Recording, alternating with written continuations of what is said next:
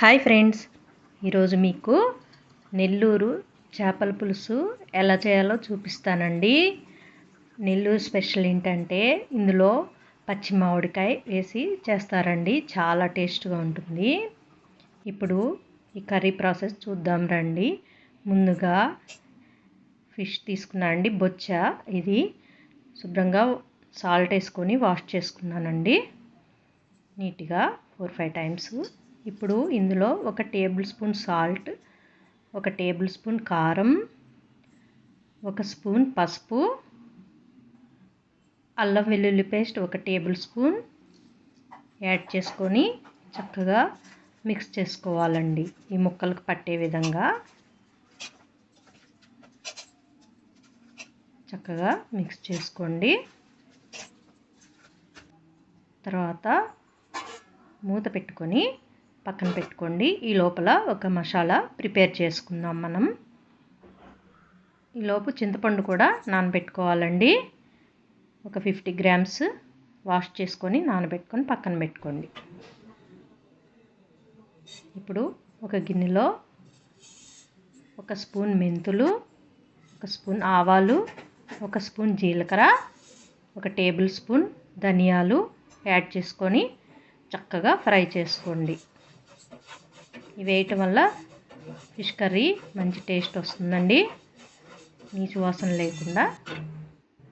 చూడండి, లో ఫ్లేమ్లోనే ఫ్రై చేసుకొని చల్లార్చుకొని ఇలా పౌడర్ చేసుకోవాలి. తర్వాత ఒక గిన్నె పెట్టుకొని అందులో ఒక 3 టేబుల్ స్పూన్స్ ఆయిల్ యాడ్ చేసేసుకోండి. ఆయిల్ హీట్ అవ్వగానే అందులో ఒక పెద్ద ఆనియన్ చిన్న చిన్న పీసెస్తో కట్ చేసుకొని యాడ్ చేసుకోవాలి. తర్వాత ఇందులో పచ్చిమిర్చి, కరివేపాకు కూడా యాడ్ చేసుకొని ఫ్రై చేసుకోండి. ఇందులో పసుపు కూడా 1 స్పూన్ యాడ్ చేసుకోవాలి. చక్కగా ఫ్రై అవనియండి. ఈ విధంగా ఫ్రై అయినాక కొంచెం టమోటా పేస్ట్ కూడా యాడ్ చేసుకోవాలి. ఒక పెద్ద టమోటా తీసుకొని పేస్ట్ చేసుకొని ఈ విధంగా యాడ్ చేసుకొని ఫ్రై చేసుకోవాలి. ఇందులో ఇప్పుడు అల్లం వెల్లుల్లి పేస్ట్ కూడా 1 టేబుల్ స్పూన్ యాడ్ చేసుకోండి. పచ్చివాసన పోయే వరకు చక్కగా ఫ్రై అవనివ్వండి. చూడండి, ఫ్రై అయింది. ఇప్పుడు ఇందులో 2 టేబుల్ స్పూన్ల సాల్ట్ యాడ్ చేసుకోండి. ఆల్రెడీ మనం ఫిష్ ముక్కల్లో యాడ్ చేసుకున్నాం కదా, మీ రుచికి తగ్గట్టుగా యాడ్ చేసుకోవాలి. కారం కూడా ఒక 2 టేబుల్ స్పూన్స్ యాడ్ చేయండి. అందులో ఫిష్లో కూడా 1 టేబుల్ స్పూన్ యాడ్ చేసాం కదా, సరిపోతుంది మొత్తం. ఈ ఫ్రై అయినాక చింతపండు పులుసు కూడా యాడ్ చేసుకోవాలి. సరిపడా పులుసుని యాడ్ చేసుకోండి. చక్కగా మిక్స్ చేసుకోవాలి. ఇప్పుడే టేస్ట్ చూసుకొని సాల్ట్ అన్నీ సరిపడా వేసుకోవాలండి. ఇప్పుడు మూత పెట్టుకొని చక్కగా ఒక 5 మినిట్స్ కుక్ కావాలండి. ఈ లోపు మ్యాంగో మనం ముక్కలు చేసుకుందాము, పైన చెట్టు తీసేసి. తర్వాత చూడండి, మరుగుతుంది కదా పులుసు. ఇప్పుడు ఈ ఫిష్ ముక్కలను లైన్గా ఈ పులుసులో యాడ్ చేసేసుకోవాలి.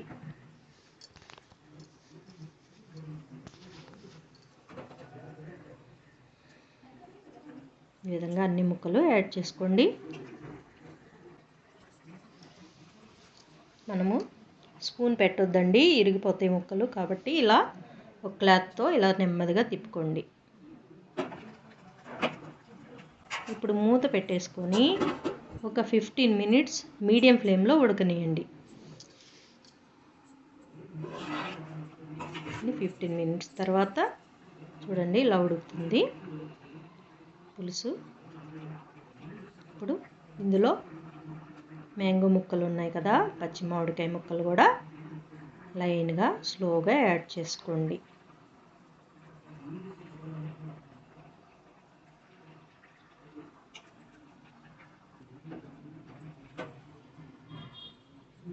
మళ్ళీ చక్కగా ఈ విధంగా కలుపుకొని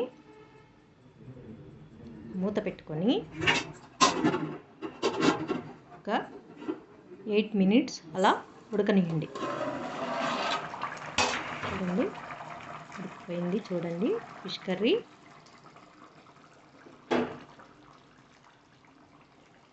మరొకసారి ఈ విధంగా పెట్టుకొని ఇప్పుడు మనము మ్యాంగో ముక్క ఉడికిందో లేదో చూద్దాం. చూడండి సాఫ్ట్గా ఉడికిపోయింది.